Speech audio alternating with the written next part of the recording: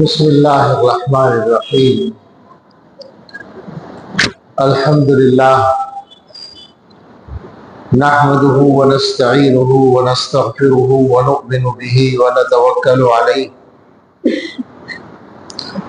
ونعوذ باللہ من شرور انفسنا ومن سیئات اعمالنا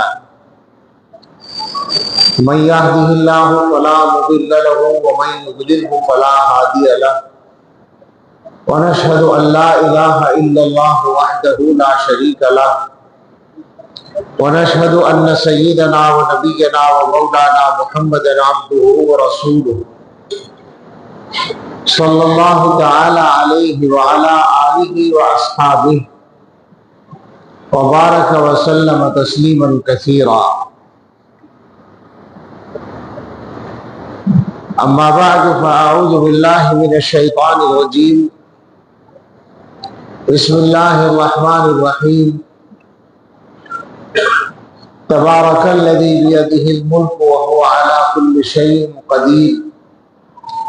الذی خلق الموت والحیاة لیبلوکم ایکم احسن عملا وهو العزیز الغفور. صدق اللہ العظیم. اللہم صلی علی سیدنا محمد وآلہ واصحابہ وبارک وسلم.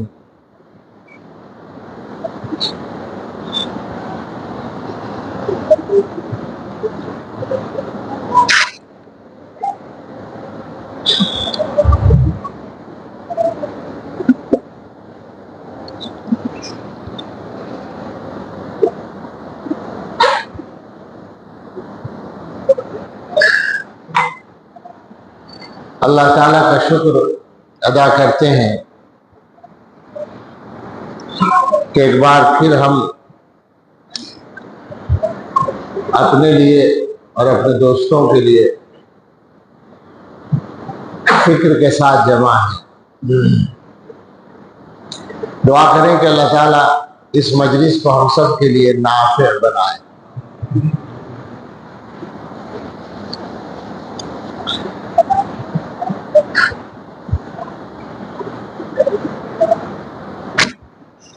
یہ بات کسی مسلمان کو بتانے کی ضرورت نہیں ہے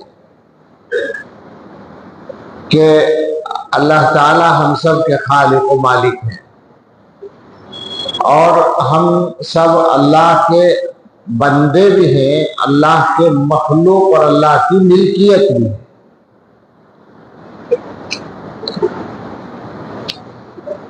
ملکیت جو ہوتی ہے اس میں مالک پورا حق رکھتا ہے.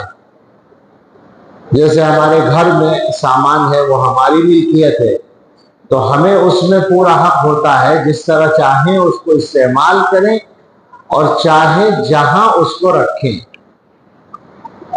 ہر آدمی کا یہ اختیار اپنے اپنے گھر میں موجود ہے، ثابت ہے، مانا جاتا ہے.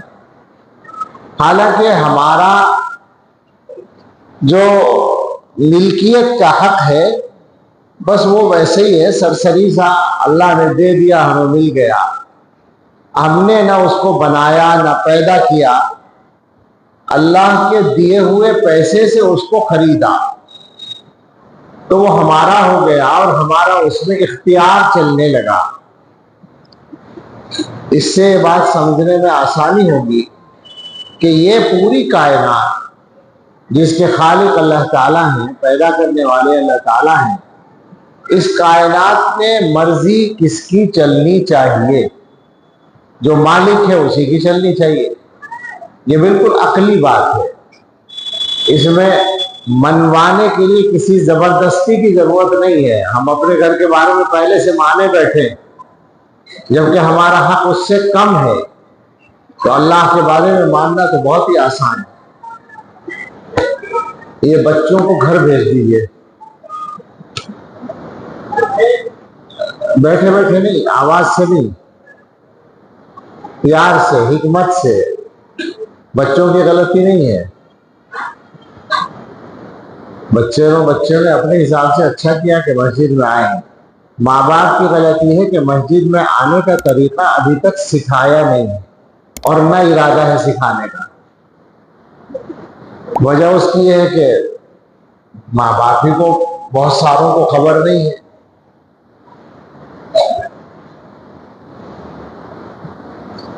ابھی مسجد میں آواز ہو رہی تھی نا, میں نے ٹوکا تھا, وہ کون کر رہا تھا آواز؟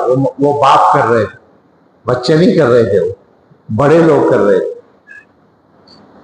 بہت چیزیں ایسی ہیں جن پر ہماری توجہ نہیں ہے, بہت زیادہ فکر کرنے کی ضرورت ہے. یہ سمجھ کے مت بیٹھیے کہ ہم صحیح ہیں, بڑی خطرناک بات ہے. بدلنے کا ارادہ رکھیے.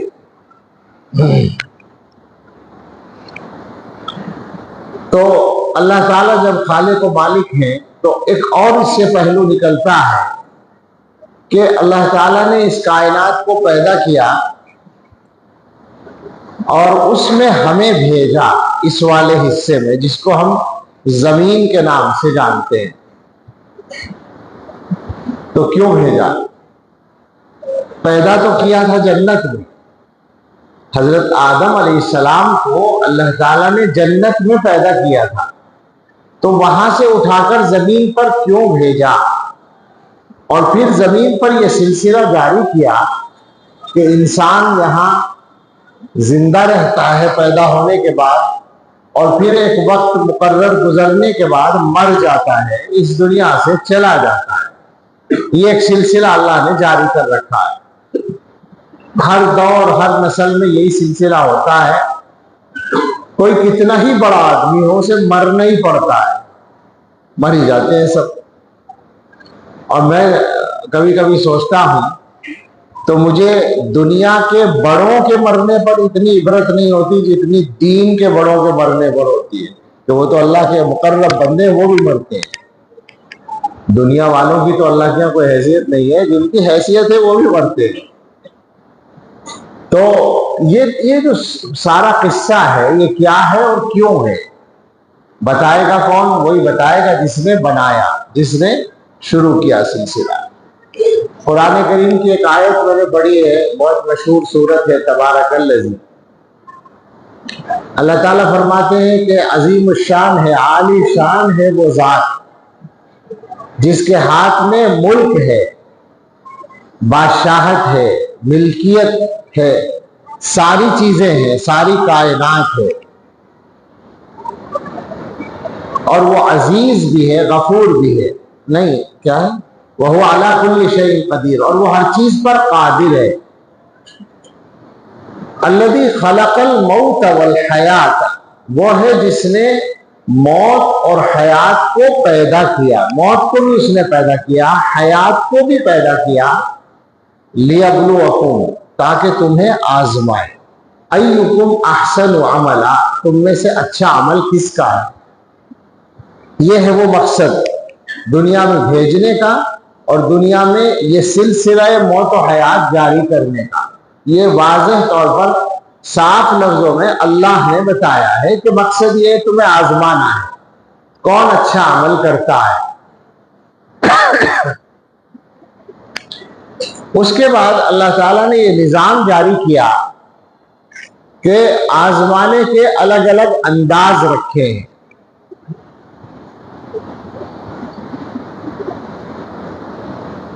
بعض علماء نے ہمارے حضرت کی کتاب پڑھی ہوگی سورہ کہف کے فوائد, پڑھیے, پوری پڑھیے, پوری نہیں پڑھیے. یہ پہلے سوال کے جواب میں تو امید ہوتی ہے کہ ہاں جواب کا جواب ملے گا. اگلا سوال جو ہے اس میں اکثر یہی امید ہوتی ہے کہ پوری نہیں پڑھی ہوگی. حضرت نے وہ کتاب جو ہے وہ بیانات ہیں اعتکاف کے, اس کے لیے اتنی محنت کی, اپنی عادت کے مطابق اتنا پڑھا کہ پہلے دن یہ فرمایا تھا سورہ کہف, اعتکاف کے پہلے دن جب سورہ کہف کی تفسیر شروع کی تھی تو فرمایا تھا کہ سورہ کہف کو سمجھنے کے لیے ہم نے 120 تفاسیر کا مطالعہ کیا. مدرسوں کے علماء سر پیٹیں, اس پر رشک کریں کہ ایک آدمی اصلاحی بیان کے لیے, ایک آدمی گویا کہ لوگوں تک پیغام پہنچانے کے لیے اللہ کا ایک مقرب بندہ اتنی محنت کرتا. اتنی محنت کے بعد انہوں نے سورہ کہف کو پھر جس طرح اس کے مضامین کو مرتب کیا ہے 2 جلدوں میں موجود ہے۔ یہ بات تو علماء بھی جانتے ہیں، سبھی جانتے ہیں کہ سورہ یعنی جو قرآن کو سمجھنے والے لوگ ہیں کہ سورہ کہف میں کچھ واقعات بیان ہوئے ہیں۔ سب سے پہلا واقعہ اصحاب کہف کا ہے، جس کے نام پر سورت کا نام ہے۔ جو اللہ کے کچھ بندے تھے، اپنا ایمان بچانے کے لیے ایک غار میں چلے گئے تھے، چھپ گئے تھے جا کر۔ یہ ایک واقعہ ہے سورہ کہف میں۔ دوسرا واقعہ سورہ کہف میں ہے 2 بھائیوں کا یا 2 آدمیوں کا، جن کو اللہ نے مال دیا تھا اور ان میں سے ایک شکر گزار تھا، ایک ناشکرا تھا۔ تیسرا واقعہ بیچ میں چھوٹا سا تھوڑا سا حضرت آدم علیہ السلام کا ہے۔ چوتھا واقعہ حضرت موسیٰ علیہ السلام اور حضرت خضر علیہ السلام کا ہے، اور 5واں واقعہ ذوالقرنین کا ہے، جو ایک بادشاہ تھے، بڑی حکومت تھی اور انہوں نے دنیا میں سفر کیے۔ تو حضرت نے ان 5 واقعات کو سامنے رکھ کر ابتدا میں جو خلاصہ بیان کیا وہ اصل میں ہمارے موضوع سے متعلق ہے براہ راست۔ انہوں نے فرمایا کہ اللہ تعالیٰ دنیا میں انسانوں کو آزماتے ہیں، آزمانے کے لیے بھیجا ہے تو آزماتے ہیں۔ آزمانے کے لیے جو عمومی طور پر حالات ہیں وہ 4 اور 4 ہیں۔ 4 اور 4 کا مطلب 8، تو 8 اس لیے نہیں کہا، 4 گویا اچھے حالات ہیں، 4 مشکل حالات ہیں۔ اس کو ذرا سا بدل کر یہ بھی فرمایا کہ اللہ تعالیٰ بندوں کو آزماتے ہیں شکر سے بھی اور صبر سے بھی۔ کچھ بندوں کو نعمتیں دے کر آزماتے ہیں کہ شکر ادا کرتے ہیں یا نہیں، کچھ بندوں کو مشکل دے کر آزماتے ہیں کہ صبر کرتے ہیں یا نہیں۔ تو اگر مختصر کریں تو 2 ہیں، صبر اور شکر۔ اس کو پھیلائیں تو 4 اور 4 ہیں، 8۔ فرمایا اللہ تعالیٰ بندوں کو آزماتے ہیں عزت دے کر بھی اور اس کے مقابلے میں ذلت دے کر بھی۔ 2 ہو گئے، ایک ادھر ایک ادھر۔ دوسرا طریقہ آزمانے کا ہے، آزماتے ہیں بیماری دے کر بھی اور صحت دے کر بھی۔ صحت شکر کی چیز ہے، بیماری صبر کی چیز ہے۔ تیسرا فرمایا اللہ تعالیٰ آزماتے ہیں مالداری دے کر بھی اور تنگی دے کر بھی، فقر اور غنا۔ چوتھا نفع دے کر بھی اور نقصان دے کر بھی۔ اس طرح سے اللہ تعالیٰ کی طرف سے آزمائش کے حالات آتے ہیں بندوں پر۔ یہ آزمائش ہوتی ہے، یعنی امتحان ہوتا ہے۔ بندوں کو یہ امتحان پاس کر کے جنت میں پہنچنا ہے، اس کا پیپر یہ ہے۔ موٹے طور پر 2 ہیں، صبر اور شکر، اور تفصیل میں جو سوالات ہیں وہ یہ ہے۔ اب آپ غور کریں کہ ہمارا اس معاملے میں کیا رویہ ہے۔ اگر مجملاً اکٹھے سارے مسئلے کو سمجھیں ہم، تو ہمارا جو عام معاملہ ہے انسانوں کا، اور عام انسانوں کا نہیں، ان انسانوں کا جو کلمہ پڑھنے والے ہیں، جو ایمان والے ہیں، جو مسلمان ہیں، ہم تو اپنے ماحول میں یہی ہم آپس میں ایک دوسرے کو دیکھ رہے ہیں۔ تو اندازہ کریں کہ ہم کیا واقعتاً ان دونوں پرچوں میں کامیاب نظر آتے ہیں۔ ان دونوں امتحانوں میں ہمارے نمبر کچھ بن سکتے ہیں۔ اللہ تعالیٰ کی طرف سے کوئی آزمائش آتی ہے تو ہم میں کتنے لوگ ہیں جو صبر کریں؟ اللہ تعالیٰ کی طرف سے کوئی نعمت آتی ہے تو ہم میں کتنے لوگ ہیں جو شکر کریں؟ یہ سوچنے کا مقام ہے، اور یہ کوئی سرسری بات نہیں ہے، کوئی چلتی پھرتی بات نہیں ہے۔ یہ جنت میں جانے کا مسئلہ ہے. میں آج کل یہ بات کوئی بھی بات اسی طرح کہنے کی کوشش کرتا ہوں تاکہ دلوں میں اترے اور ذہنوں تک پہنچے کہ بھائی یہ کوئی دنیا کے کاروبار کا مسئلہ نہیں ہے.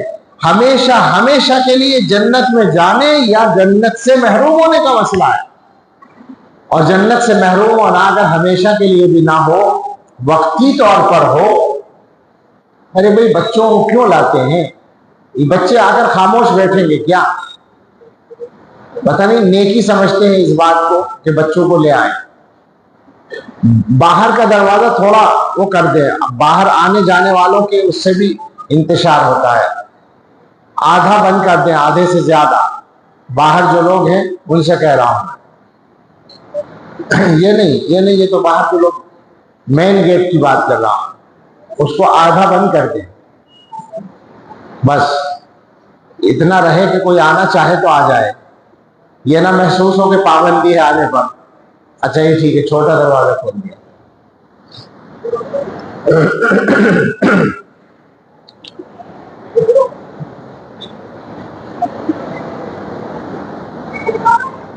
اور جو لوگ برآمدے میں ہیں وہ سکون سے بیٹھ جائیں, بلا تکلف کہہ رہا ہوں. بچوں سے کہہ دیں بچے گھر چلے جائیں.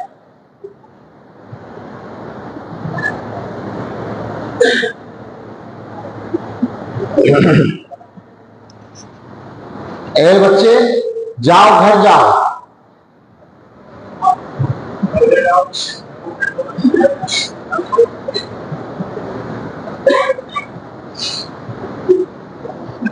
بچوں کو سکھانا ہے, بچوں کو بہت کچھ سکھانا ہے, مگر سکھانے کا مقام اور وقت یہ نہیں ہے. ہم بھولے بیٹھے ہیں, گھروں میں بچوں پہ ہمارا کوئی دھیان نہیں ہے.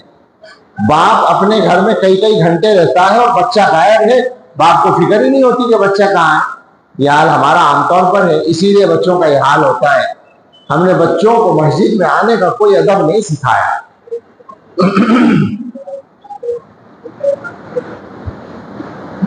تو اب اپنے حالات پر ہم غور کریں کہ کیا واقعتاً ہم اپنے اس امتحان میں کوئی نمبر حاصل کرنے کی پوزیشن میں ہیں جو جنت میں جانے کا مسئلہ. میں یہ کہہ رہا تھا, خدا نہ خواستہ کوئی آدمی اگر تھوڑے سے وقت کے لیے بھی جنت میں جانے سے محروم کر دیا جائے تو کیا ہوگا؟ جہنم ہوگا نا, جہنم میں جانا ہوگا. تو کس کی ہمت ہے تھوڑی دیر کے لیے بھی جہنم میں جانے کی؟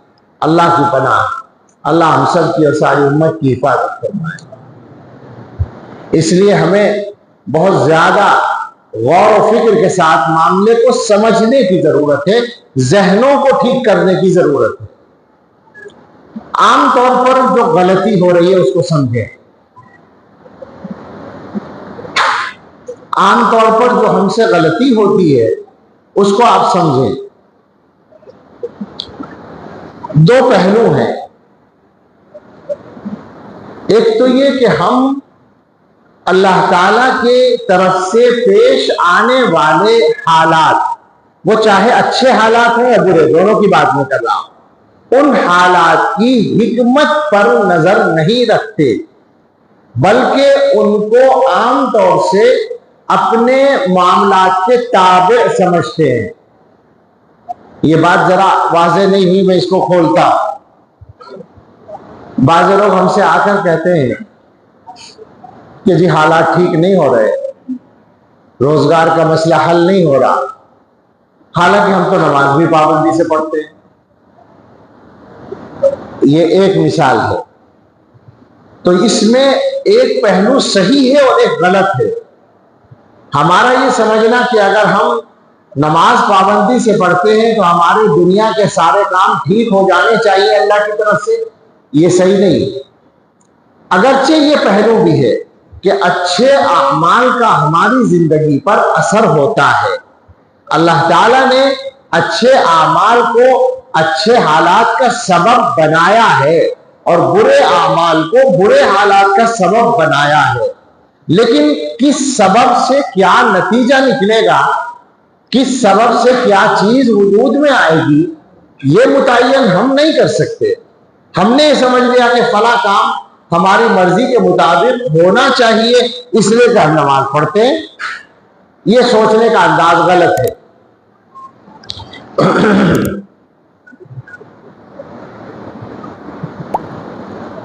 اللہ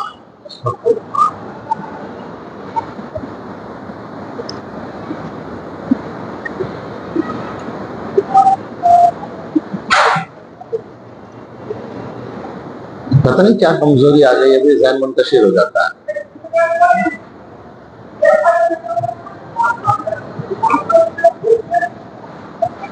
ایسا کریں اب تقدیر پہ راضی ہو جائیں، میں بھی ہو جاتا ہوں، آپ بھی ہو جائیں، چھوڑ دیں، آپ لوگ بیٹھ جائیں بس توجہ سے، انہیں چھوڑ دیں، بس ان کے حال پر چھوڑ دیں، ہو جائے گا مسئلہ یہ بھی حل انشاءاللہ۔ تو جو حالات ہیں، اب اس میں دو باتیں اور جوڑ لیں، میں کچھ اسی موضوع کی چند باتیں پہنچا دینا چاہتا ہوں۔ قرآن کریم میں آیت ہے وَمَا أَصَابَكُم مِّن مُّصِيبَةٍ فَبِمَا كَسَبَتْ أَيْدِيكُمْ وَيَعْفُو عَن كَثِيرٍ، یہ واضح طور پر بتاتی ہے کہ برے اعمال سے برے حالات کا تعلق ہے۔ جو کچھ حالات تمہیں پیش آتے ہیں وہ تمہارے اعمال کی وجہ سے ہوتے ہیں، اور بہت سے اعمال کو اللہ تعالیٰ معاف کر دیتے ہیں، یعنی جتنی غلطیاں تم کرتے ہو سب کا نتیجہ تمہیں نہیں ملتا، بہت کچھ معاف ہو جاتا ہے، کسی کا نتیجہ تم تک پہنچتا ہے۔ یہ اس آیت کا مفہوم ہے۔ تو گویا کہ مشکلات اور مصائب کا سبب برے اعمال بن سکتے ہیں، بنتے ہیں، اور نیک اعمال یہ اچھے حالات کا سبب بنتے ہیں، لیکن دونوں کے لیے ضروری ہے کہ بندہ اپنے معاملات پر اس طرح غور کرے جیسے اللہ تعالیٰ چاہتے ہیں۔ تمہید میں چونکہ سورہ کہف کا ذکر آیا تو تھوڑا سا وہاں کی مثالوں سے بات کو واضح کر لیں۔ سورہ کہف میں 5 واقعات جیسے میں نے ابھی کہا بیان کیے گئے ہیں، اور سب ملا کر انہی 2 عنوانات کے تحت ہیں، صبر اور شکر کے تحت، یا ان 8 عنوانات کے تحت ہیں۔ مثلا اصحاب کہف کا واقعہ کہ انہوں نے اپنے زمانے کے اقتدار کے خلاف، طاقت کے خلاف اللہ کی توحید کو اور صحیح دین کو اختیار کر لیا۔ بادشاہ کی طرف سے دباؤ یہ تھا کہ ہمارا مذہب مانو، انہوں نے صحیح مذہب کو اختیار کیا۔ یہ گویا ان کے لیے آزمائش کا مرحلہ آیا۔ یہ ایک بڑی مشکل کا مسئلہ تھا، حالات کے موافق نہ ہونے کا مسئلہ تھا۔ میں یہاں پورے طور پر منطبق نہیں کرنا چاہ رہا ہوں اپنے ملک کے حالات پر، اس طرح 100% منطبق ہے بھی نہیں، مگر جو رکاوٹیں ہوں ان کے کو سوچ سکتے ہیں اس کے پس منظر میں۔ اصحاب کہف نے کیا کیا؟ اس وقت انہوں نے اپنے آپ کو، اپنے عقیدے کو اور دین کو بچانے کے لیے وہ ساری سہولیات جو ایک عام شہری کے طور پر یا شاہی خاندان، بعض روایت کے مطابق شاہی خاندان کے لوگ تھے، اس کا فرد ہونے کے طور پر ان کو حاصل تھی آسانیاں، وہ ساری چھوڑ دی اور وہ ایک غار میں چلے گئے۔ تو اب یہ ہے وہ امتحان جس میں ان کو آزمایا گیا، اور وہ 100% نمبر حاصل کر کے کامیاب ہو گئے۔ اللہ تعالیٰ نے ان کے ساتھ اپنے ایک خاص معاملے کا مظاہرہ فرمایا، اظہار فرمایا۔ ایک تو یہ کہ اللہ نے ان کے لیے اس مرحلے کو آسان کر دیا، یعنی ان کو سلا دیا۔ آسان کرنا ہی تو ہوا نہیں ہے، اگر جاگتے رہتے تو بیچارے پریشان ہوتے، کھانے پینے کا بھی مسئلہ ہوتا اور پھر اپنے آپ کو بچانے کا بھی ہوتا، لیکن وہ سو گئے اور عام لوگوں کو پتہ ہی نہیں چلا کہ وہ کہاں چلے گئے، ان کے لیے وہ غائب ہو گئے۔ ایک تو یہ آسانی ہوئی۔ پھر جب 300 سال کے بعد اللہ تعالیٰ نے ان کو جگایا تو ان کو ذریعہ بنا دیا ایک عقیدے کی اصلاح کا، کہ لوگوں میں یہ اختلاف تھا کہ دوبارہ زندہ کیا جائے گا یا نہیں، تو یہاں اللہ تعالیٰ نے ان کو جگا کر بتا دیا کہ ہم تو دنیا میں کر کے دکھا رہے ہیں، قیامت میں تو ہوگا ہی ہوگا۔ یہ گویا انعام ان کو ملا اللہ کی طرف سے۔ اصحاب کہف کا واقعہ اتنا 2 منٹ میں بیان کرنے کا نہیں ہے، حضرت نے پوری کتاب لکھ دی ہے، لیکن ہمیں اپنے مضمون کو پورا کرنا ہے تھوڑے سے وقت میں۔ یہ ایسے ہی ہے جیسے کسی آدمی نے پوچھا تھا کہ یوسف علیہ السلام کا قصہ کیا تھا۔ اب یوسف علیہ السلام کا قصہ قرآن میں بیان کیا گیا اور اعلیٰ معیار پر بیان کیا گیا، تو آدھے پارے سے زیادہ میں بیان کیا گیا ہے۔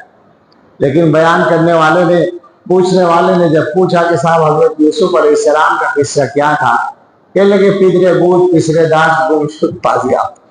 ایک باپ تھا، اس کا ایک بیٹا تھا، وہ گم ہو گیا پھر مل گیا۔ تو 10 سیکنڈ میں سب کچھ ہو گیا، اور وہاں پتہ نہیں کتنے سال لگے تھے، اور اللہ تعالیٰ نے جو تفصیلات بیان کی وہ بھی کتنی شاندار ہیں۔ تو ایک واقعہ تو اصحاب کہف کا ہوا اسی سورہ کہف میں۔ ایک واقعہ 2 آدمیوں کا ہے جن کو اللہ نے باغ دیے تھے، دونوں کو ایک ایک باغ دیا تھا، اور شاندار اعلیٰ معیار کے باغ تھے اس زمانے کے اعتبار سے۔ ایک شکر گزار بندہ تھا، ایک ناشکر گزار تھا، ایک اللہ کو ماننے والا تھا، دوسرا بھی مانتا تو تھا کسی درجے میں، مگر ذہن اس کا الٹا تھا۔ اس نے یہ سمجھ رکھا تھا کہ جب مجھے دنیا میں اللہ نے مال دیا ہے تو آخرت میں جنت بھی مجھے ہی ملے گی۔ ایسا بھی بہت سے لوگوں کو غلط فہمی ہوتی ہے کہ ہم یہاں مزے کر رہے ہیں تو وہاں کیوں پریشان ہوں گے، جب یہاں دیا ہے وہاں بھی دیں گے، ہمیں کیا پریشانی، یہاں بھی مزے وہاں بھی مزے۔ یہ غلط فہمی تھی اس کو۔ ایک تو ہوتا ہے اللہ تعالیٰ کے ساتھ حسن ظن، یہ سمجھ لیں ذرا، اس پر حضرت نے بہت تفصیلی کلام کیا اس کتاب میں اس کو اشارہ کر رہا ہوں کہ اللہ تعالیٰ کے بارے میں حسن ظن رکھنا یا اچھی امید رکھنا، یہ وہ کہلائے گا کہ جب آدمی اپنے کرنے کا کام صحیح کرے اور پھر اللہ سے امید رکھے کہ اللہ تعالیٰ میرا کام بنا دیں گے۔ حسن ظن کا موقع ہے، حسن ظن کا حکم ہے، اور بتایا گیا ہے کہ بندہ اللہ کے ساتھ جیسی امید رکھتا ہے اللہ تعالیٰ ویسا کرتے ہیں اس کے ساتھ۔ یہ ہے حسن ظن، خوش گمانی، اللہ کے ساتھ اچھا گمان۔ ایک وہ ہے جو اس آدمی نے کیا تھا، وہ ہے اپنے بارے میں خوش فہمی۔ ٹھیک ہے نا، عام آدمی بھی سب سمجھتے ہیں خوش فہمی کا مطلب کیا، بغیر بنیاد کے اپنے آپ کو سوچ رکھا ہے ایسا ہو جائے گا اور ایسا ہو جائے گا، یہ ہے خوش فہمی۔ تو اس نے ناشکری کرتے ہوئے یہ سوچ رکھا تھا کہ جب یہاں مجھے ملا ہے تو وہاں بھی ملے گا۔ وہ دوسرا ساتھی سمجھاتا تھا مگر وہ مانتا نہیں تھا، اللہ کی طرف سے عذاب آیا اور اس کا مال ختم ہو گیا، اس کا باغ ختم ہو گیا۔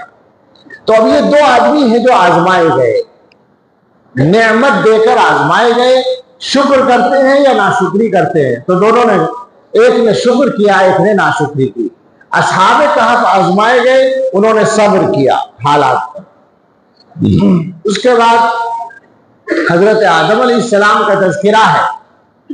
حضرت آدم علیہ السلام کا وہاں تفصیلی واقعہ نہیں ہے، تھوڑا سا ذکر ہے، مگر ظاہر ہے کہ حضرت آدم علیہ السلام کو بھی آزمایا گیا، اور آدم علیہ السلام سے ایک درجے میں قرآن کریم کے مطابق بھول ہوئی، مگر اس کے بعد حضرت آدم علیہ السلام نے جس بندگی کا اظہار کیا اس کا نتیجہ یہ نکلا کہ وہ امتحان میں اعلیٰ نمبروں سے کامیاب ہو گئے۔ ثم اجتباہ ربہ۔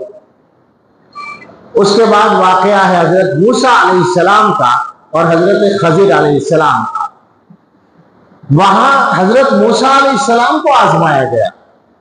موسیٰ علیہ السلام اللہ کے پیغمبر اور اپنے زمانے کے سب سے بڑے آدمی، سب سے افضل آدمی، سب سے بڑے عالم، لیکن آزمایا گیا اسی سوال کے ذریعے کہ سوال کرنے والے نے پوچھا کہ اس زمانے کا سب سے زیادہ علم والا کون ہے؟ انہوں نے جو جواب شریعت کے مطابق دے دیا کہ میں ہوں۔ تو یہاں آزمایا گیا کہ بے شک شریعت کے علم کے اعتبار سے آپ ہی سب سے آگے ہیں، مگر آپ کے مقام کا تقاضا یہ تھا کہ آپ یہ جواب اس طرح نہ دیتے، لہذا اب ہم آپ کو آزمائیں گے۔ اور آزمانے کا طریقہ کیا ہوا کہ ایک ایسے آدمی کے پاس آپ کو بھیجا جائے گا جس کو ہم نے کچھ الگ قسم کا علم دے رکھا ہے، اس کے ساتھ رہ کر آپ کو یہ سیکھنا ہوگا۔ اور گویا کہ آپ سمجھ لیں کہ کسی عالم کا اس سے بڑا کیا امتحان کہ اس کو کہا جائے کہ تجھے تجھ سے بڑے کے پاس بھیج رہے ہیں۔ حالانکہ حضرت خضر علیہ السلام موسیٰ علیہ السلام سے بڑے نہیں ہیں، مگر اس علم کے اعتبار سے وہ بڑے ہیں، تو اس میں آزمایا گیا۔ اور ظاہر ہے کہ حضرت موسیٰ علیہ السلام پھر اس آزمائش میں، اس امتحان میں کامیاب ہو گئے۔ آخری واقعہ ہے ذوالقرنین کا، حکومت دے کر آزمایا گیا۔ اتنی بڑی حکومت کہ دنیا کے چند بادشاہوں میں ان کا شمار ہوتا ہے۔ پوری انسانی تاریخ کے جو بڑے بادشاہ ہیں، بعض اقوال کے مطابق 4 ہیں، 2 ایمان والے ہیں اور 2 کفار ہیں، ان ایمان والوں میں سے ایک ہی ہے۔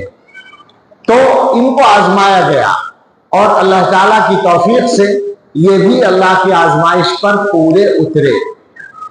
اگر آپ اسی طرح، یہ تو سورہ کہف کی ایک سورت کی بات تھی، اگر قرآن کریم پر اسی طرح نظر ڈالتے جائیں تو آپ کو حضرات انبیاء علیہ السلام کے بہت سارے واقعات مل جائیں گے۔ خاص طور سے 2 واقعے، جن میں سے ایک کچھ تذکرے میں آ بھی گیا اور ایک اور، دونوں کا ذکر ہوا ہے، حضرت موسیٰ علیہ السلام اور حضرت یوسف علیہ السلام کے واقعے۔ وہاں بھی عجیب طرح آزمایا گیا ہے۔ آپ دیکھیں کہ موسیٰ علیہ السلام کو آزمایا گیا، نہیں پہلے یوسف علیہ السلام ہیں، بڑے وہ ہیں، مقدم وہ ہیں زمانے کے اعتبار سے بھی، تو ان کو آزمایا گیا۔ کتنے اعلیٰ پیمانے پر آزمایا گیا کہ چھوٹی سی عمر میں باپ سے الگ کر دیا گیا، ماں کا انتقال پہلے ہو گیا تھا، اور بھائیوں کے ذریعے کنویں میں ڈال دیا گیا، یعنی جان کا خطرہ سامنے آ گیا۔ اللہ تعالیٰ نے بچا لیا، لیکن بچانے کے بعد اگلی آزمائش میں ڈالا، غلام بنا دیا۔ ایک آدمی ان کو خرید کر لے گیا، اس کے گھر میں غلام کے طور پر پلتے رہے، بڑھتے رہے۔ ظاہر ہے کہ آسائشیں تو حاصل تھی، مگر پوزیشن جو تھی وہ صحیح نہیں تھی۔ یہ ایک مستقل آزمائش تھی۔ اس کے بعد اس سے زیادہ سخت آزمائش آئی کہ وہ تہمت لگا دی گئی اور جیل میں ڈال دیا گیا۔ یعنی عجیب بات ہے، بیان کرتے کرتے سوچیں اگر تو ہمت ٹوٹتی ہے بیان کرنے کی۔ ویسے مزہ آتا ہے کہ اللہ تعالیٰ نے کیسے آزمایا، لیکن آپ سوچیں اس جگہ خود کو اپنے کھڑے کر کے کہ ہم اگر ہوں تو کیا ہوتا۔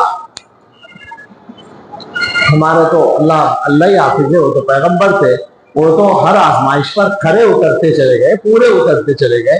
اللہ تعالیٰ آزماتے رہے، آزمایا گیا، اور پھر آخر میں اس سب سے بڑی آزمائش، یہ تو مشکلات کے ذریعے آزمائش تھی، اس کے بعد حالات بالکل بدل کر نعمت کے ذریعے آزمایا گیا، حکومت دے دی گئی۔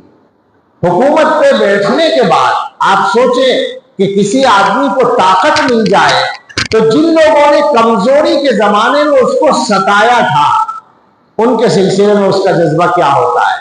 وہاں آزمایا گیا، اور انہوں نے اپنے بھائیوں کو ایک جنبش میں معاف کر دیا، اعلیٰ معیار پر پاس ہو گئے، کامیاب ہو گئے۔ حضرت موسیٰ علیہ السلام کو آزمایا گیا، ان بیچارے کی آزمائش تو پیدائش سے پہلے شروع ہو گئی کہ صاحب پیدا ہی نہیں ہونے دیں گے۔ ایک بڑی طاقت نے یہ طے کیا کہ پیدا ہی نہیں ہونے دیں گے، اور پیدا ہو جاؤ گے تو مار دیں گے۔ انہی کی وجہ سے طے ہوا تھا۔ فرعون نے جو قانون بنایا کہ بنی اسرائیل کے لڑکوں کو مارنا ہے، تو موسیٰ علیہ السلام کی وجہ سے، مطلب اس کا یہی تو بنے گا نا کہ بھائی تمہیں پیدا نہیں ہونے دینا، اور اگر پیدا ہو گئے تو جینے نہیں دینا۔ تو آزمائش پیدائش سے پہلے شروع ہو گئی۔ اور سوچیں آپ ذرا، کون بچہ ہوگا ایسا جس کو اس کی ماں کے ہاتھوں سے سمندر میں ڈلوا دیا گیا ہو؟ آزمائش کی انتہا دیکھیں۔ پیدا ہونے کے بعد آزمائش یہ ہو رہی ہے۔ اس کے بعد دوسری آزمائش ہے کہ فرعون کے گھر میں پہنچا دیا گیا اور پلوایا گیا وہاں، اور اس کے بعد جب اس کے گھر کے گویا آرام اور راحت سے اعلیٰ درجے پر فائدہ اٹھانے کا وقت آیا، جوانی کا زمانہ، تو وہاں سے نکال دیا گیا۔ ایک معاملہ پیش آ گیا اور پتہ چلا کہ اگلی آزمائش شروع ہو گئی، محل سے نکل کے جنگل میں پہنچ گئے، وہاں کوئی پوچھنے والا نہیں، کوئی جاننے والا نہیں، پھر ایک اجنبی شخصیت نے وہاں مدد کی، حضرت شعیب علیہ السلام نے، تو وہاں دوبارہ آزمایا گیا کہ وہاں روزگار بھی ملا اور بیوی بھی ملی، تو پھر اس کے بعد اللہ تعالیٰ کی طرف سے نبوت عطا کی گئی۔ اسی انداز سے آپ نظر ڈالتے چلے جائیں، سب کے سردار حضرت محمد رسول اللہ صلی اللہ تعالی علیہ وسلم کی حیات پر نظر ڈالیں اور اس کے بعد ان کے صحابہ کے حالات پر نظر ڈالیں اور اس کے بعد ان جیسے امت میں ان کے نقش قدم پر چلنے والے جتنے لوگ ہیں ان کے حالات پر نظر ڈالیں۔ اشد الناس بلاء الانبیاء ثم الامثل فالامثل، اور حضرات صحابہ نے اس بات کو، میں جلدی جلدی نمٹا رہا ہوں مضمون کو، حضرات صحابہ نے اس بات کو پوری طرح جانا اور محسوس کیا، اور جب ان کو نعمتوں سے آزمایا گیا، صحابہ کو پہلے مشکلات سے آزمایا گیا، مشکل حالات کے ذریعے آزمایا گیا، گھر بار ان سے چھڑوایا گیا۔ سمجھ میں نہیں آتا، یہ قصے عام لوگوں کے نہیں ہو سکتے، خواص کے ہوتے ہیں، بڑوں کے ہوتے ہیں، بہت بڑوں کے ہوتے ہیں۔ ان کو آزمایا گیا طرح طرح سے، اور ہر آزمائش میں وہ 100 نمبر لے کر کامیاب ہوئے۔ اس کے بعد آسانیاں دے کر آزمایا گیا۔ حضرت ابو ہریرہ رضی اللہ تعالی عنہ ناک صاف کر رہے کپڑے سے، اور وہ کپڑا شاندار قسم کا قیمتی کپڑا ہے، وہ کپڑے کا ٹکڑا جیسے ہمارے یہاں رومال ہوتا ہے، دستی رومال، اس سے ناک صاف کر رہے، اور پھر خیال آ رہا ہے تو وہ کہتے ہیں کہ واہ ابو ہریرہ، تو وہی تو ہے جس کا حال یہ تھا کہ بھوک کی وجہ سے بے ہوش ہو کر گر جاتا تھا اور لوگ سمجھتے تھے کہ مرگی کا دورہ پڑا ہے، حالانکہ وہ بھوک کا مسئلہ تھا۔ تیری یہ حالت تھی اور اب تو یہ ایسے کپڑوں سے ناک صاف کر رہا ہے۔ تو اس کا مطلب یہ ہے کہ ان کو اس وقت میں اللہ تعالیٰ کی اس آزمائش کا اندازہ تھا کہ مشکلات سے آزمایا گیا، اب نعمتوں سے آزمایا جا رہا ہے، تو شکر کا اعلیٰ درجہ پیش کرنا ہے۔ حضرت عمر فاروق رضی اللہ تعالیٰ عنہ، عجیب عجیب باتیں یاد آئیں، بالکل ذہن میں نہیں تھا۔ ایک بڑھیا کھڑی ہو گئی پکڑ کے، جب خلیفہ ہے، یعنی دنیا کی سب سے طاقتور شخصیت، ایک وقت ایسا ہے کہ حضرت عمر فاروق رضی اللہ تعالیٰ عنہ دنیا کی سب سے طاقتور شخصیت ہے۔ اس زمانے میں راستے میں ایک بڑھیا پکڑ کے کھڑی ہو گئی اور کہنے لگی کہ میری بات سنو، تم وہی تو ہو نا جس کو ہم عمیر کہا کرتے تھے، چھوٹا عمر، چھوٹا سا عمر، اور تم وہاں اونٹوں کی مینگنیوں میں پھرتے رہتے تھے، یعنی اونٹ چرایا کرتے تھے۔ جواب یہ ہے کہ ہاں میں وہی ہوں، میں وہی ہوں، بالکل تم نے صحیح کہا، یہ اللہ کا فضل ہے، اللہ نے ہمیں اپنی نعمتوں سے نوازا ہے۔ اور اس سے بڑی آزمائش آئی جب بیت المقدس فتح ہوا اور وہاں کے یہودی سرداروں نے اور علماء نے یہ کہا کہ اسلامی لشکر نے بے شک فتح کر لیا، مگر ہم بیت المقدس کی چابی ان کے خلیفہ کے ہاتھ میں دینا چاہتے ہیں، اگر وہ آ جائے۔ کیا ہو گیا؟ پہنچ گئے۔ وہ سفر ہے، لمبا مضمون ہے، وہ آپ نے پڑھا ہے، سب جانتے ہیں کہ غلام ساتھ میں تھا، سواری ایک تھی، ایک وقت میں 2 آدمی بیٹھے تو دور جلدی تک جائے گا، تو کبھی وہ بیٹھتے کبھی وہ بیٹھتا، اور جب وہاں پہنچنے کا نمبر آیا تو غلام کے سوار ہونے کا نمبر تھا۔ یہ مشہور واقعہ ہے۔ اسی میں یہ بات ہے کہ وہاں پہنچے تو کرتے پر 10-12 پیوند لگے ہوئے تھے۔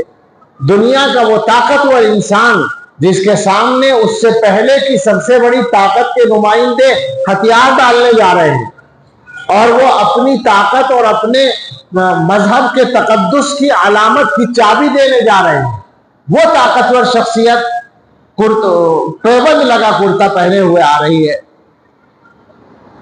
امیر لشکر نے کہا کہ حضور لباس تبدیل کر لیں، اب سردار لوگ آئیں گے اور ملیں گے۔ وہاں ہوتا تو تبدیل کرتے ہیں، تو وہی کرتا تھا۔ حضرت نے فرمایا کہ اچھا اس کا مطلب یہ ہے کہ ادھر آ کر تمہارا مزاج بھی بدل گیا، اجمیوں کے علاقوں میں آ کر تمہارا مزاج بھی بدل گیا۔ فرمایا کہ ہم تو ذلیل و خوار تھے، اللہ نے ہمیں اسلام کے ذریعے عزت دی ہے، ہماری عزت کپڑوں سے نہیں۔ مسلمانوں کو اگر یہ سمجھ میں آ جائے تو معاملہ بالکل ٹھیک ہو جائے گا، مگر ہم نے تو یہ سمجھا ہے، آج کل جو سمجھ رکھا ہے وہ تو یہ ہے کہ بس ہمیں ذاتی طور پر بڑا مان لیا جائے، کسی طرح کچھ شان دکھانے کے لائق ہم ہو جائیں تو ہم سمجھتے ہیں کہ ہم اچھے ہو گئے۔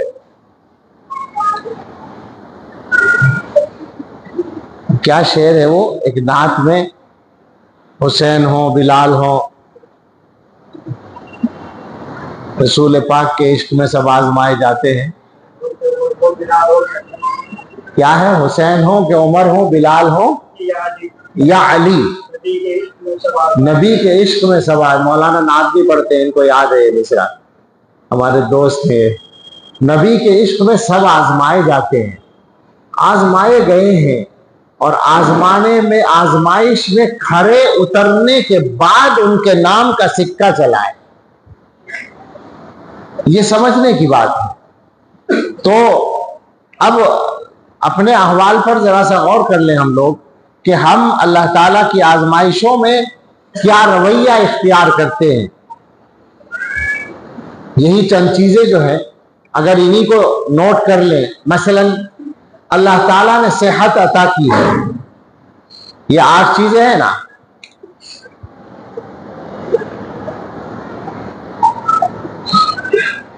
صحت عطا کی ہے۔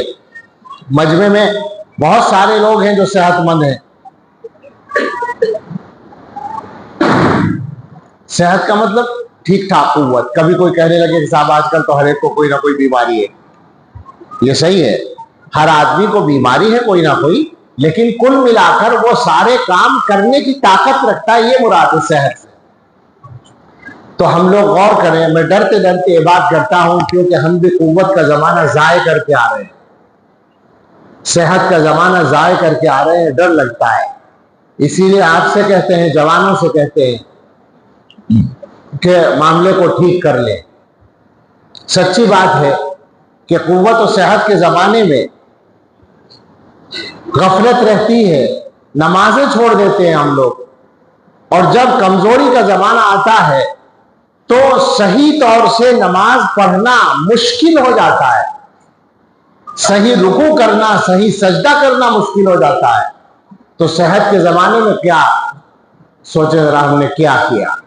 صحت کی نعمت اللہ تعالیٰ دیتے ہیں تو اس کا حق یہ ہے کہ آدمی اپنی جسمانی طاقت کو اللہ تعالیٰ کی طاعت میں زیادہ سے زیادہ استعمال کرے، مگر ہم لوگوں کا جو حال ہے وہ ہمیں معلوم ہے کہ ہماری غفلت کا زمانہ ہی صحت کا زمانہ ہوتا ہے۔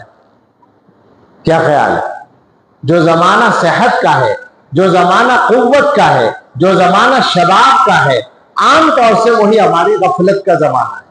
اس کا مطلب یہ ہے کہ ہم آزمائش میں ناکام ہو جاتے ہیں۔ یہی تو سوچئے نا ذرا، آدمی کو قوت ملی ہوئی ہے، جو چاہے کر سکتا ہے، سچی بات ہے۔ میں تو اپنی زندگی کی تبدیلیوں کو سوچتا ہوں تو حیرت ہو جاتی ہے۔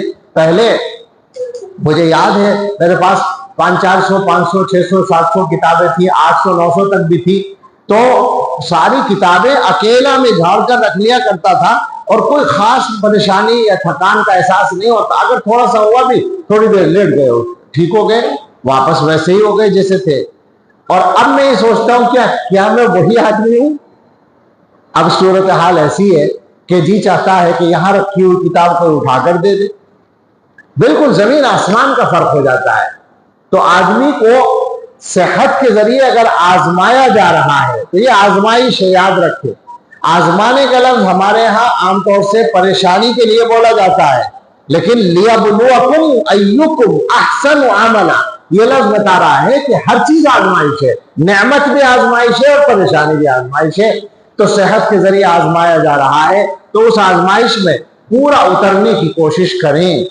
کم سے کم اتنا ہو کہ کوئی نماز نہ چھوٹے، کم سے کم اتنا ہو کہ اپنے جسم سے جسمانی عبادتوں کا جو جو موقع مل جائے وہ عبادتیں کرتے چلے جائیں۔ ہم نے اپنے بڑوں سے سنا ہے کہ عام طور پر آدمی بڑھاپے میں جا کر وہی کام کر پاتا ہے جن کی جوانی میں عادت ڈالنی ہوتی ہے۔ بڑھاپے میں کام طاقت سے نہیں عادت سے ہوتا ہے، اسی لیے نیا کام کرنا مشکل ہوتا ہے۔ تو کوشش کریں جوان لوگ کہ اپنے آپ کو طاعتوں کی عادت ڈالیں، عبادتوں کی عادت ڈالیں، تاکہ اگلے مرحلے میں معاملہ آسان ہو جائے۔ یہ آزمائش ہوتی ہے صحت کے ذریعے، اسی کے مقابل کچھ لوگوں کو آزمایا جاتا ہے بیماری کے ذریعے، اور یہ عام ہے بالکل۔ تو اب بیماری کے معاملے میں ہم لوگوں کو کیا حال ہے؟ ہم لوگوں کی زبانوں پر بہت مرتبہ ناشکری کے الفاظ آ جاتے ہیں۔ یہ صحیح ہے کہ جس آدمی پر بیماری کی تکلیفیں گزرتی ہیں حقیقت میں وہی جانتا ہے مشکلات کو، لیکن اس کے باوجود بندہ ہونے کا جو تقاضا ہے وہ یہی ہے کہ آدمی اللہ تعالیٰ پر نظر رکھے اور یہ سمجھ کر چلے کہ یہ بھی اللہ کی طرف سے آزمائش ہے، مجھے آزمایا جا رہا ہے۔ حکیم الاسلام حضرت مولانا قاری طیب صاحب رحمۃ اللہ علیہ کے بیان میں یہ بات ہے کہی کہ حضرت حاجی امداد اللہ مہاجر مکی رحمۃ اللہ علیہ جو ہمارے تمام اکابر کے شیخ ہیں، ان کا یہاں مکہ مکرمہ میں یہ مضمون بیان ہو رہا تھا کہ صحت بھی نعمت ہے اور بیماری بھی نعمت ہے۔ اس پر حضرت حاجی صاحب بیان فرما رہے تھے، اچانک ایک آدمی آیا اور اس کے بدن پر بہت بڑا سا پھوڑا دمبل نکلا ہوا تھا جس میں درد بہت تھا، تکلیف بہت تھی۔ وہ آدمی آیا اور اس نے آ کے کہا کہ حضرت دعا کر دیں، تکلیف بہت ہے، اللہ تعالیٰ یہ تکلیف دور کر دے۔ تو اب شاید حضرت تھانوی رحمۃ اللہ علیہ اس کے راوی ہیں، وہ فرماتے ہیں کہ ہم لوگ سوچنے لگے کہ ابھی تو یہ بیان ہو رہا تھا کہ صحت بھی نعمت ہے اور بیماری بھی نعمت ہے، ابھی آیا ہے دعا کرانے کے لیے، تو دعا کیا ہوگی؟ اس کو نعمت دور کرنے کی دعا ہوگی؟ یہ تو غلط بات ہو جائے گی۔ لیکن حاجی امداد اللہ کو اللہ تعالیٰ نے جو دین کی فہم عطا کی تھی، یہ ہمارے اکابر جو اپنے زمانے کے سب سے بڑے علماء تھے، وہ یہ کہتے ہیں کہ ہم تو حضرت نانوتوی کا جملہ ہے کہ میں تو حاجی صاحب ان کے علم کی وجہ سے معتقد ہوں۔ ایسا علم، دین کی سمجھ ان کو اللہ نے دی تھی۔ انہوں نے فوراً ہاتھ اٹھا کے دعا کی کہ اللہ صحت بھی آپ کی نعمت ہے، بیماری بھی آپ کی نعمت ہے، یہ آپ کا بندہ بیماری کی نعمت کو برداشت کرنے کی طاقت نہیں رکھتا، اس کو صحت کی نعمت سے بدل دیجیے۔ دونوں باتیں جمع ہو گئی، دعا بھی ہو گئی اور مضمون بھی اپنی جگہ ادا ہو گیا۔ تو یہ نہیں ہم کہہ رہے کہ آپ بیماری کو باقی رکھیں یا بیماری پر راضی رہیں یا بیماری کا علاج نہ کریں یا بیماری کی تکلیف کا اظہار نہ کریں، یہ بھی نہیں کہا جا رہا۔ اگر ہائے ہائے کرنے کو بھی چاہے تکلیف میں تو بالکل کر سکتے ہیں، یہ پکی بات ہے۔ بلکہ بعض بزرگوں نے تو یہ کہا ہے کہ بھائی ہم پہلوانی نہیں دکھاتے اللہ کے سامنے، ہم تو کمزور ہیں، ہمیں تکلیف ہوگی تو ہم ہائے ہائے کریں گے، اللہ میاں کے سامنے اپنی تکلیف کو ظاہر کریں گے کہ اللہ تکلیف ہو رہی ہے، دور کر دو۔ تو بعض کا یہ حال رہا کہ خاموش رہتے تھے تکلیف میں رضا، لیکن بہت سے بزرگوں کا یہ ہے۔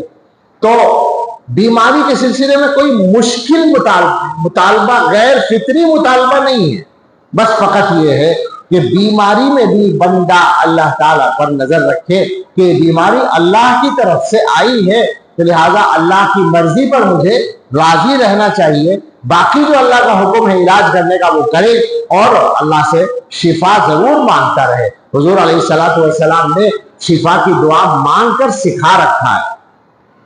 بالکل اسی طرح سے مالداری کی نعمت بھی آتی ہے، اس سے آزمایا جاتا ہے، اور تنگی کی نعمت، تنگی کے حالات بھی آتے ہیں، اس سے بھی آزمایا جاتا ہے۔ عجیب بات ہے، ہم جیسے لوگ دونوں حالات میں فیل ہو جاتے ہیں، اور جو بڑے لوگ ہیں وہ دونوں حالات میں پاس ہوتے ہیں۔ تنگی کے حالات میں اللہ اکبر، واقعہ یہ ہے کہ اس موضوع پر تو ایک کتاب لکھی جا سکتی ہے مولوی صاحب، ابھی جان یہ بات کہ تنگی کے حالات میں اللہ کے مقبول بندوں نے کس کس طرح سے اس امتحان کو پورا کیا اور وہ اس میں 100% کامیاب ہوئے۔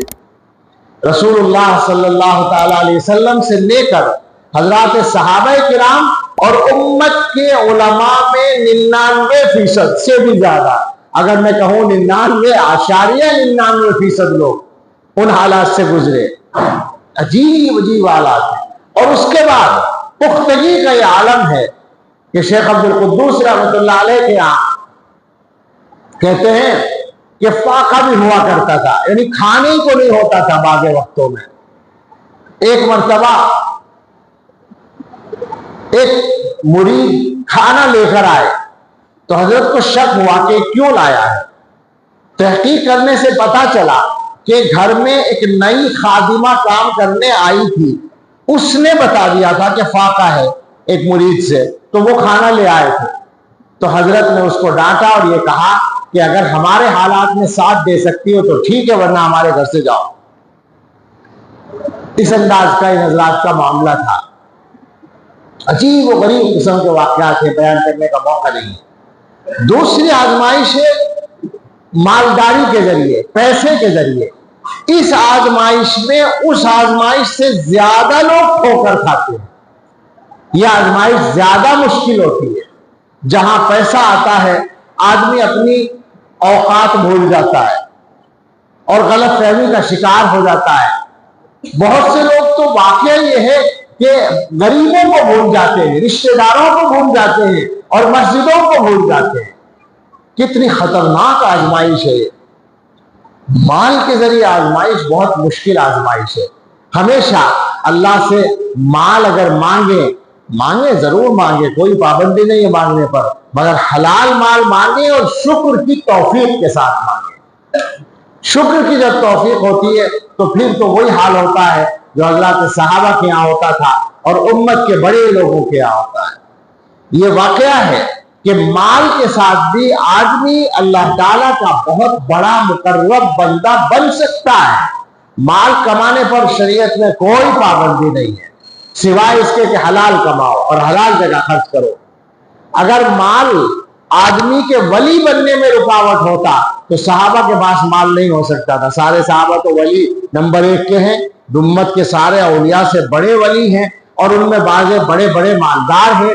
اس کا مطلب یہ ہے کہ مال ولی بننے میں رکاوٹ نہیں ہے، مگر مسئلہ وہی ہے نا کہ آزمائش میں پورے تو اترو۔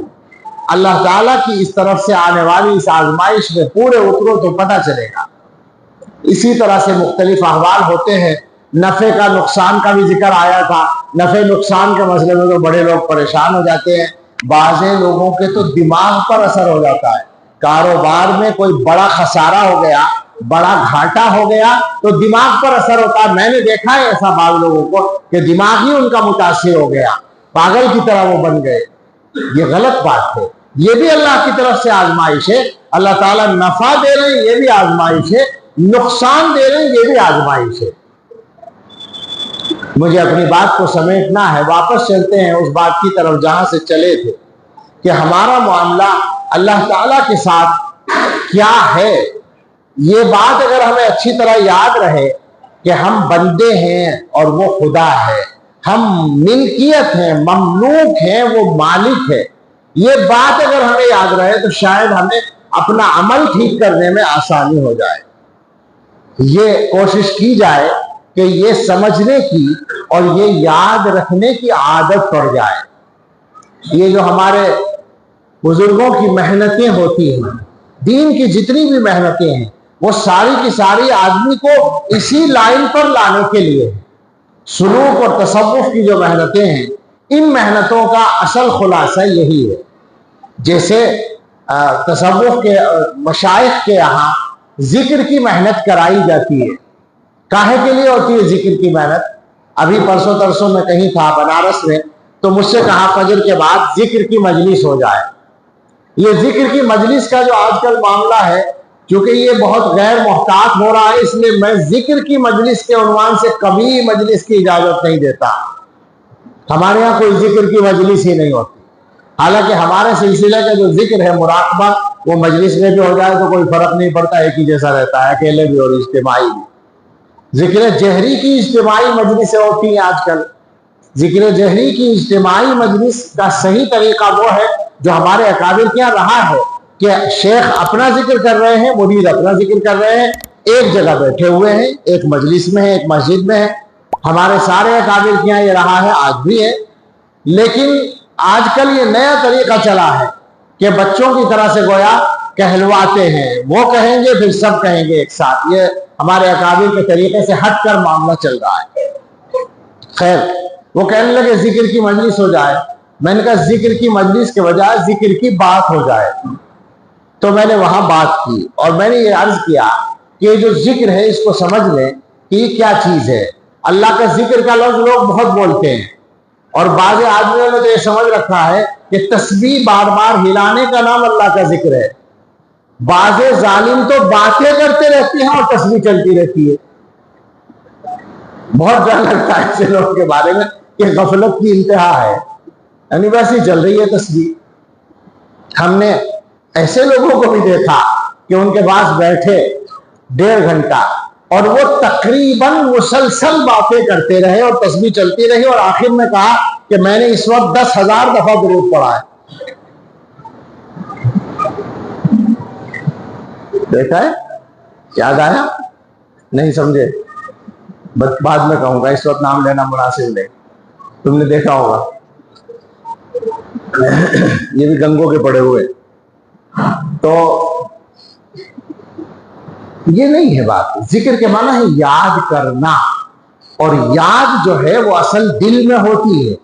اللہ کے ذکر میں یہ خاص بات ہے کہ چونکہ اللہ کا نام زبان سے لینا بھی عبادت ہے, تو اس لیے زبان سے ذکر کو کہا گیا ہے.